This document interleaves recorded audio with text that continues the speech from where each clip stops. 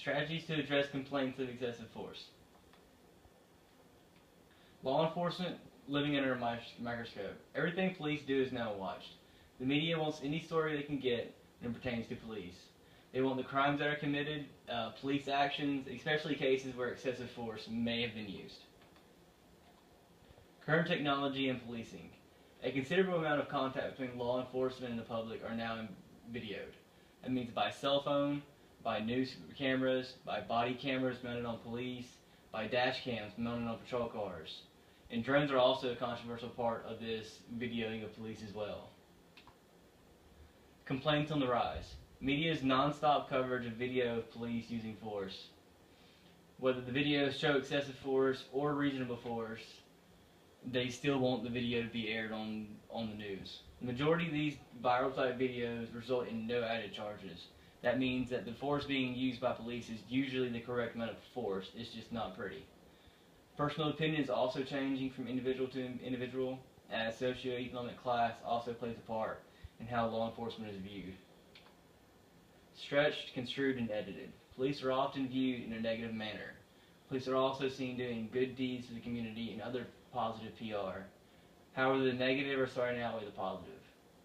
This is because of the simple fact that negative press and media is more interesting, it's more controversial, and ultimately the media is concerned about the amount of viewers and their ratings. They're not concerned about what's actually happening outside as long as it's getting them views and getting them ratings. Increase in media coverage. The media has been covering more complaints of excessive force.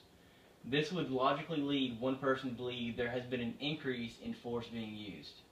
There hasn't been an increase in the past 10 years. Even then, the increase before that was slight. We're just being made aware of every contact overrepresentation is definitely the issue here. Police psychology.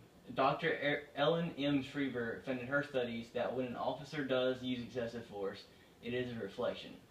The half reflection on their personality traits, the other half is a reflection on their organization who trained them.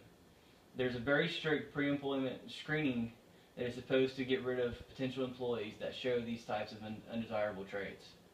We are all only human, and as humans, we can cover up our flaws quite well sometimes, especially if we know we're being observed. The use of force. The use of force is mentioned in our textbooks as one of the most important, complex, and pressing issues in modern law enforcement. Their answer is not always black and white, and very often it is not black or white, it's in the gray area. Police receive a large amount of training, but the training they do, it often comes down to the officer's discretion when it comes to the amount of force to use. There is, in fact, a thin red line that should never be crossed that will result in the use of too much force, or sometimes not enough. Officers training. Law enforcement officers receive a lot of training.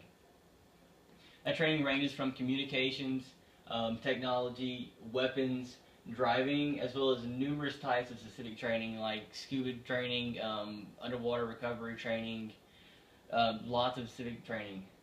The amount of training they receive is defined in our textbooks as enough to cover the resistance they can expect to encounter.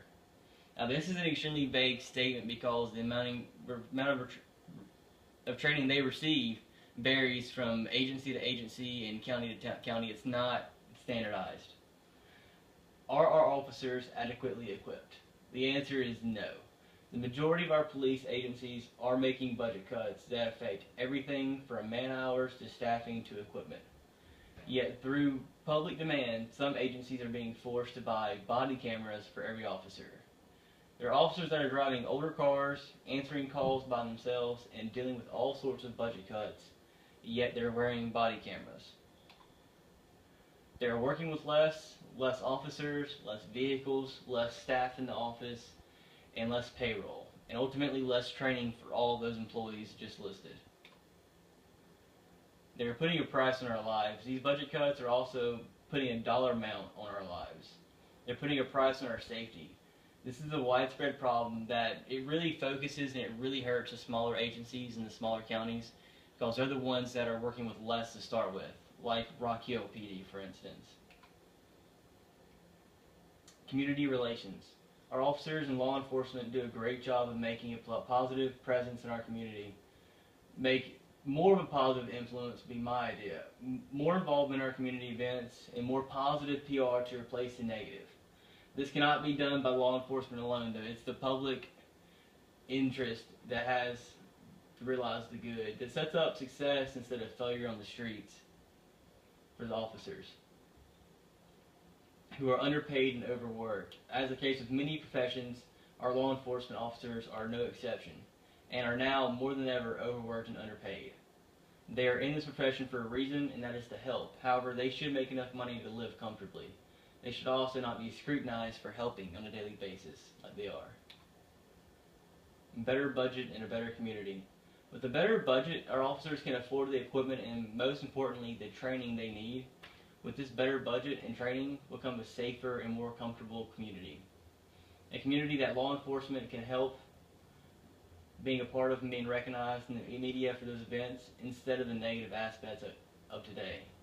This would also leave us, the public, with a better community and ultimately less complaints of use of excessive force.